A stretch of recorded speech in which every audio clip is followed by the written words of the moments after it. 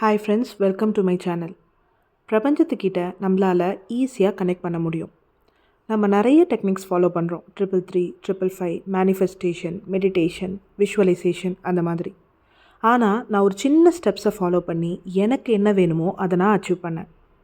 நான் என்ன அச்சீவ் பண்ணேன் அப்படின்றத வீடியோவோட எண்ணில் சொல்கிறேன். ஆனால் நான் என்ன ஸ்டெப்ஸ் ஃபாலோ பண்ணேன்னு சொல்லிவிட்டு இப்போது எக்ஸ்பிளைன் பண்ணுறேன்.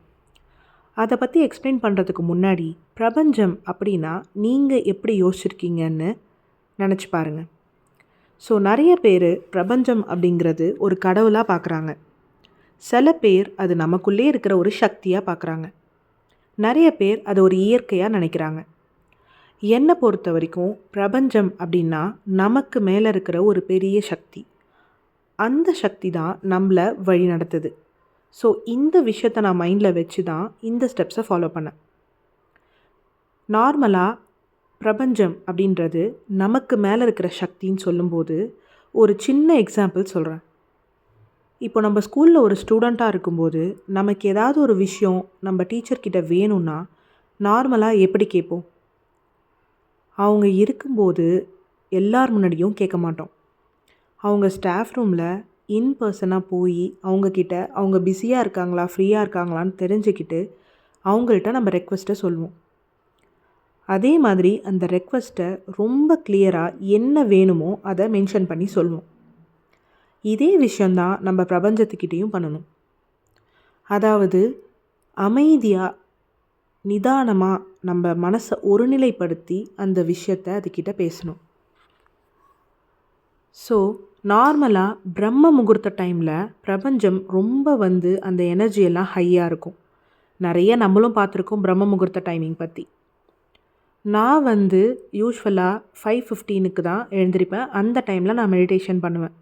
அந்த டைமில் தான் நானும் இந்த டெக்னிக்கை ஃபாலோ பண்ணேன். ஸோ உங்களுக்கு வேணும்னா நீங்கள் 6 AM எப்போ வேணால் இந்த ஸ்டெப்ஸை பண்ணலாம். அப்படி இல்லைன்னா நைட்டு தூங்க போகிறதுக்கு முன்னாடி கூட நீங்கள் பண்ணலாம்.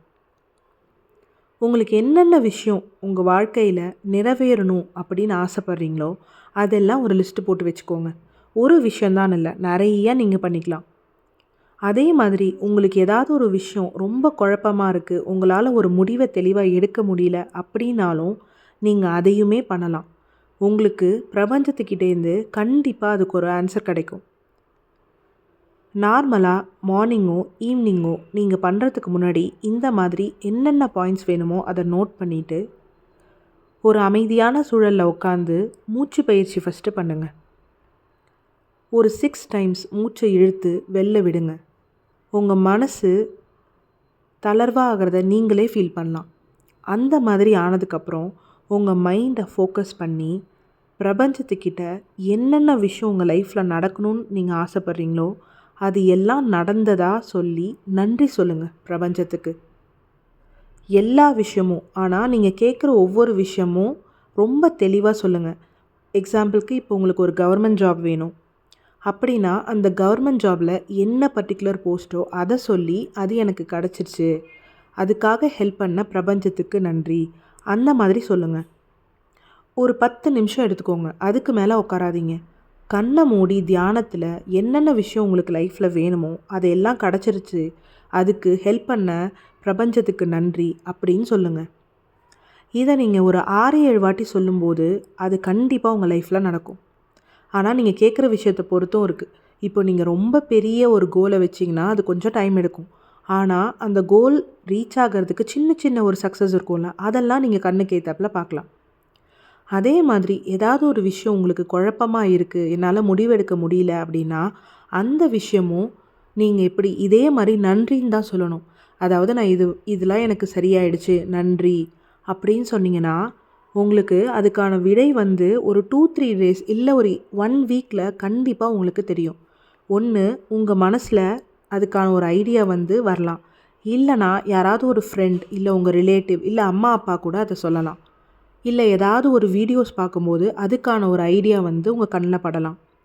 இந்த விஷயந்தான் நான் ட்ரை பண்ணும்போது எனக்கு நடந்துச்சு. ஸோ உங்களோட ஆசைகள் எது இருந்தாலும் இந்த டெக்னிக்கை ஃபாலோ பண்ணுங்கள். ரொம்ப ரொம்ப சிம்பிளான டெக்னிக். நீங்கள் இதை டெய்லி பண்ணும்போது உங்களுக்கே ஃபஸ்ட்டு விஷயம், நீங்கள் ஒரு விஷயம் ஆசைப்பட்றீங்க அப்படின்னும்போது கண்ணை மூடி அது கிடச்சிருச்சு அப்படின்னு மனசார ஃபீல் பண்ணி நன்றின்னு சொல்லும்போது உங்கள் மனசுக்குள்ளே அவ்வளோ ஒரு சந்தோஷம் வரும். நீங்கள் ட்ரை பண்ணி பாருங்கள். கண்டிப்பாக அதை நீங்கள் ஃபீல் பண்ணுவீங்க. ஸோ நான் வந்து எனக்கு என்னோடய யூடியூப் சேனல் நான் ஸ்டார்ட் பண்ணும்போது நீங்கள் என்னோடய ஓல்டு வீடியோஸ் பார்க்கலாம். டிஃப்ரெண்ட்டாக வீடியோஸ் போட்டிருப்பேன். ஒரு கட்டத்தில் எனக்கு ஆக்சுவலாக வந்து என்ன கண்டென்ட் போடுறதுனே தெரியல. ஏன்னா நான் நிறைய திங்ஸ் வாங்கி ரிவ்யூ போடுற மைண்டும் எனக்கு கிடையாது. நான் நிறையா வாங்கவும் மாட்டேன். அப்படி எனக்கு ரொம்ப ஒரு மாதிரி ஒரு கஷ்டமாக இருக்கும்போது எனக்கு வந்து அது ரெஸ்ட்லெஸ்ஸாக இருந்துச்சு ரொம்ப மைண்டு.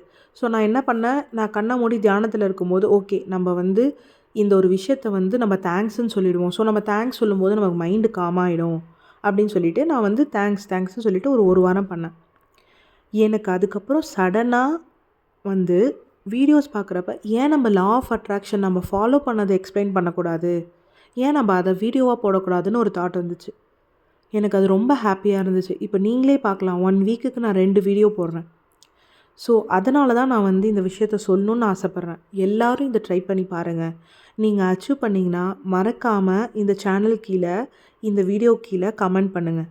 உங்களுக்கு இந்த வீடியோ வந்து பிடிச்சிருந்ததுன்னா மறக்காமல் லைக் பண்ணுங்கள். உங்கள் ஃப்ரெண்ட்ஸுக்கும் ஷேர் பண்ணுங்கள். தேங்க்ஸ் ஃபார் வாட்சிங்.